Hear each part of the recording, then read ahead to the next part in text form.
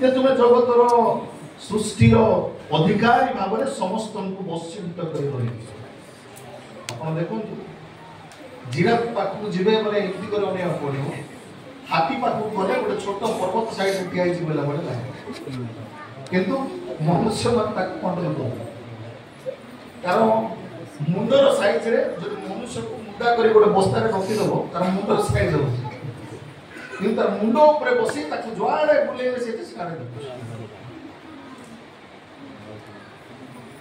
विराट विराट जलज जंगम विभिन्न मत्स्य ताकू से धरिकी हाथ कर आनी ताकू काटती बिकती खाती सब कर माने मनीष एमती केतरा मनीष को से गिरी पके आपण माने जदि डिस्कवरी देखुथे अर्थात मनुष्य को लीगल अथॉरिटी देले लीगल अथॉरिटी केमती दिया गला एक शरीर मध्य रे एक आत्मार सहित ताको लीगल अथॉरिटी दिया एटा सब पुराना स्टोरी तथापि मु केवल आपण मान स्मरण करे दउछि तापर से गोटे कथा कहले कोन सदा प्रभु परमेश्वर दुई रो 16 से ही मनुष्य को आज्ञा दे कहले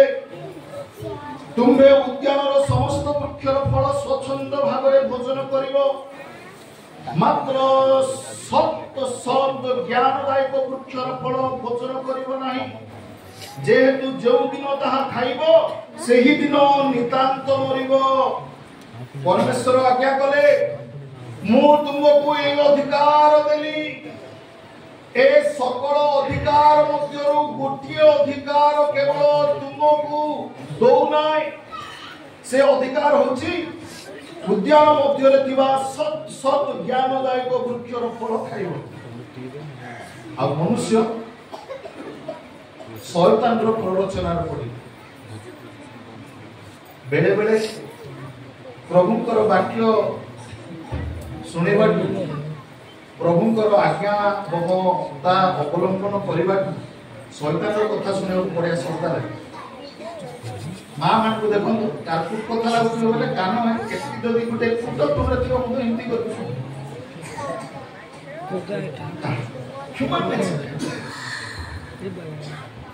सब मनुष्य सहजात प्रकृति सब शैतान को सुनवा इच्छा करेंगे देखो शैतान जो बगीचा को आसुची एदम उद्यान को आसुची एदम उद्यान को आसवा समय वाक्य लिखा अच्छी जे मध्य शैतान सर्प फल थिला बोली 3 अध्यायर 1 पद लिखाई शैतान परमेश्वर जमी आद्य परमेश्वर आकाश मंडल पृथ्वी निर्माण करे दिवस हो चंद्र हो सूर्य हो पहाड़ तरुणता हो बोली आज्ञा देले शैतान सिद्धि कथा कहि पारिथा किंतु शैतान गोटे सर्प मध्य प्रवेश करुछि शैतान गोटे सर्प मध्य प्रवेश करुछि पतित शराफ लुसिफर जे कि परमेश्वर द्वारा स्वर्गरु विक्षिप्त कर से लुसिफर परमेश्वर सृष्टि को विनाश करबा पाए से गोटे सर्पर शरीर मध्य प्रवेश कर देखु शैतान चाहिए बेले बेले आमाने विभिन्न प्रकार आत्मा कथा कहला पर शुभ शुभ जाए शैतान कहीं कथा ही किंतु जेहेतु आदम पुणी हवा लीगल राइट्स पाई संविधानिक आउ स्वर्गीय अधिकार पाई से माने शरीर रे थिबारु आत्मा रे थिबारु आउ से माने एई अधिकार पाई बोली परमेश्वर कहि आउ शैतान मध्य गोटे शरीर मध्य प्रवेश करुछि आउ शरीर मध्य प्रवेश करी से सेमान सहित कथोपकथन करुछि से समय बोधे पशु माने कथबार्ता करुछि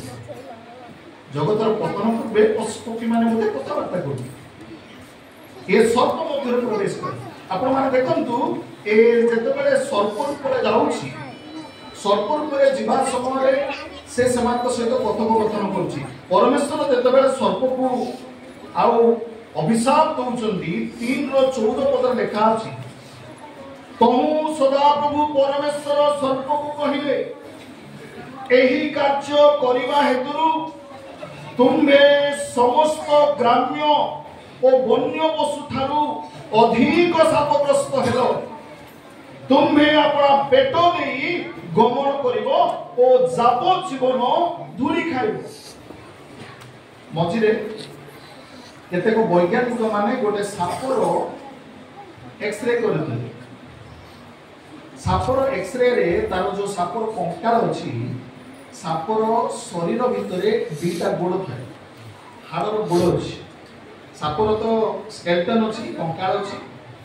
आउ सापर कंकाल सहित दुईटा छोट छोट गोड़ तार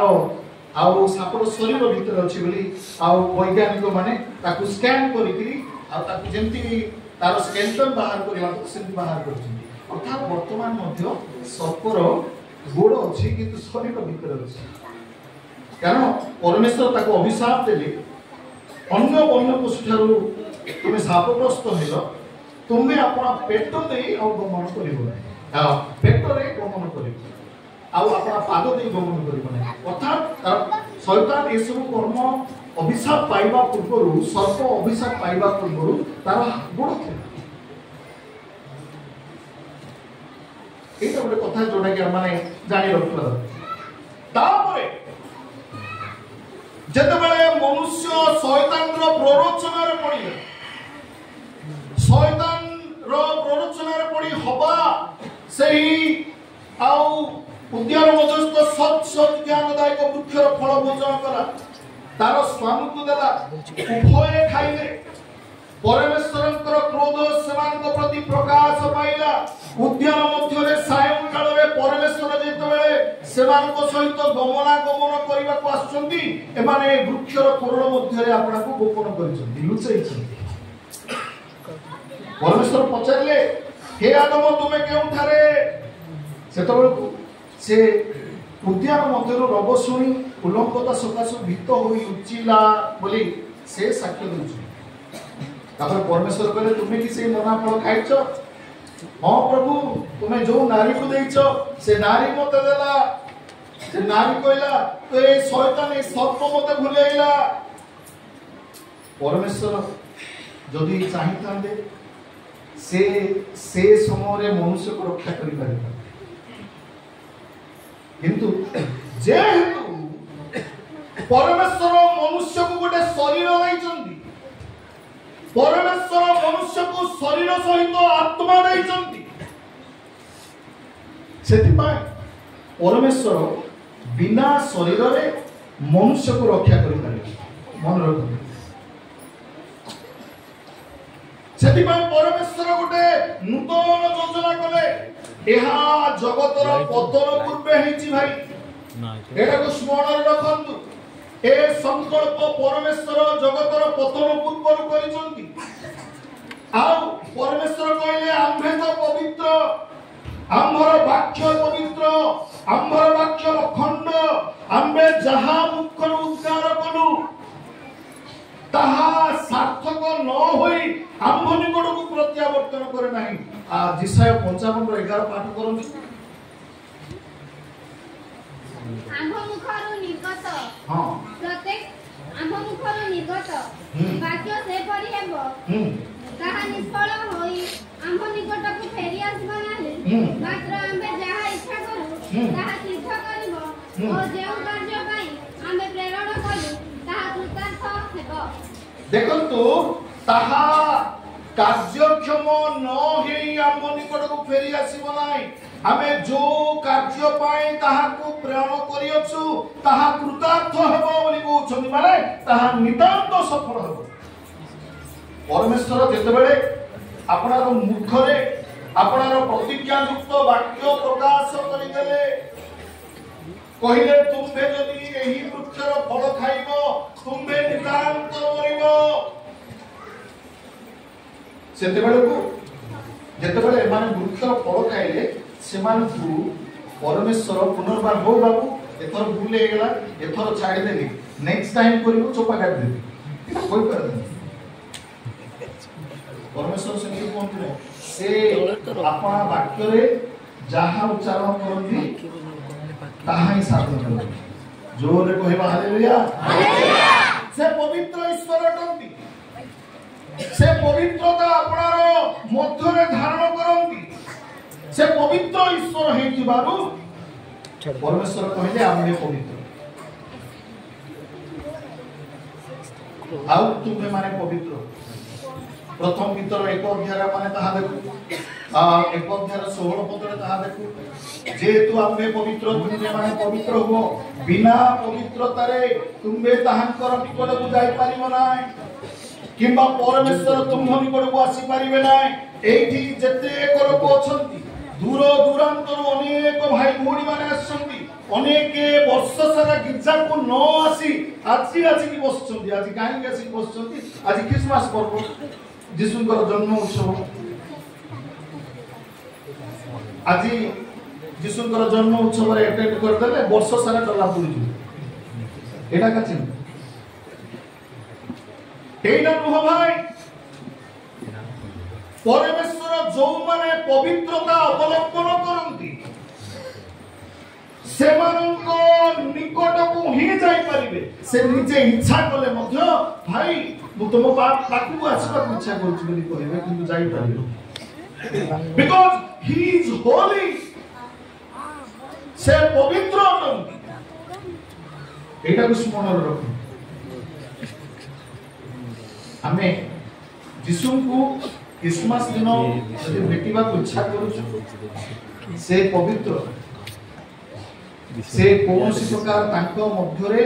पापर लेस नथिला बोली पितर प्रकाश करो आमाने जेते बेले प्रभु को सानिध्य को आसुचु आ परमेश्वर बांछा करंती आंभ लोक माने आपन आपन को पवित्र करंतु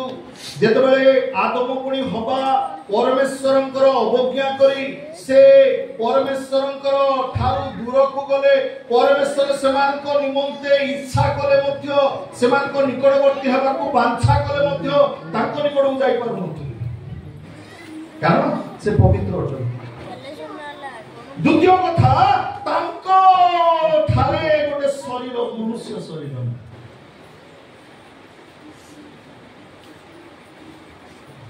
तापरे 3 अध्याय 15 पदरे लेखा अछि आउ आम्भे तुम्भर ओ नारीर मध्यरे पुनी तुम्भ वंश पुनी नारीर वंश मध्यरे वैर भाव जन्माइबा तापर लेखा अछि से तुम्भर मस्तक को आघात करिवे ओ तुम्हे ताहांको कोइठी की आघात करिवो समस्त जोर रे कहबा हालेलुया हालेलुया एटा बोले परमेश्वर को अभिशाप कोइ बे काटी दे भीतर लंडो किंतु मु आप समस्त को कहबी हालेलुया इंग्लिश बाइबल में लिखा है I will put enmity between your seed and the women's seed ए नारीर वंश वंश बोली एते लिखा है इंग्लिश बाइबल अनुसार हेले बिहन बोली कहा जीवो बा बीज बोली कहा जीवो अरे ए नारीर वंश पुनी शैतान वंश मध्यरे से वैर भाव सृष्टि करिवे अर्थात पुनी शत्रुता प्रारंभ हो द्वितीय रे कोन हबो से तुमर मस्तक को चूर्ण करिवे आउ तुमबे ताहार गोहिटी के आघात करिवे तार अर्थ परमेश्वर indirectly I am coming back to them in Christmas day बोली कहे अर्थात शैतान लुसिफर मोर सृष्ट मनुष्य को भुलाइछु मु तते अभिशाप दउछि तू आपनार पेटरे गमन करिबो एवं धूड़ी खाई जीवन यापन करिबो आउ नारीर गर्भरु जो आउ वंश सृष्टि हबो ता मध्यरे तुंग वंश मध्यरे आमे वैर भाव सृष्टि करिबा आउ से तोर मस्तक को चूर्ण करिबो the first prophecy of Jesus Christ in this verse and that is the Christmas prophecy एटा होची यीशु ख्रीष्टଙ୍କ विषयर प्रथम जन्म हमारा प्रथम भगवानी the first Christmas message, the Christmas prophecy, the Christmas story is in Genesis chapter 3 verse 15. आदि पुस्तक 3 अध्याय 15 पदरे हम देखुछु प्रथम क्रिसमस मेसेज माथ्यू 1-2 अध्याय कि लूक 1-2 अध्याय क्रिसमस मेसेज नथि एठी प्रथम एटा को स्मरण करू तापरे परमेश्वर कहले आम्भे नारी रो गर्भ दे ए जगत को गोटे शरीर धारण करी आसीबा मोबाइल भांगी दे आउ तुमको विनाश करिबा आम्भर पतित मनुष्य को आमे रक्षा करिबा हालेलुया एटा होची परमेश्वरंकर वचन एहा प्रथम करी क्रिसमस विषय रे यीशु ख्रीष्ट जन्म हमार 6000 वर्ष पूर्व से प्रकाश देखो आपण जदी प्रकाशित पुस्तक देखिले प्रकाशित पुस्तक तार 5 अध्याय देखंतु क्षमा करिवे हमने प्रथमे 13 अध्याय देखिबा तापरे 5 अध्याय मध्य को जिबा लेखा अछि 13 अध्याय 8 पद एटी लेखा अछि जो मानकर नाम जगतर पतनावधि बलिकृत मेष शावकंक जीवन पुस्तक रे लिखित होई नाही पृथ्वी निवासी सही समस्त लोक ताहांकु प्रणाम करिवे तार उत्तर इटे कोनटा माने देखुछु आमाने खाली मेष शावकंकर पुस्तक विषय लक्ष्य करू किंतु ता पूर्व गोटे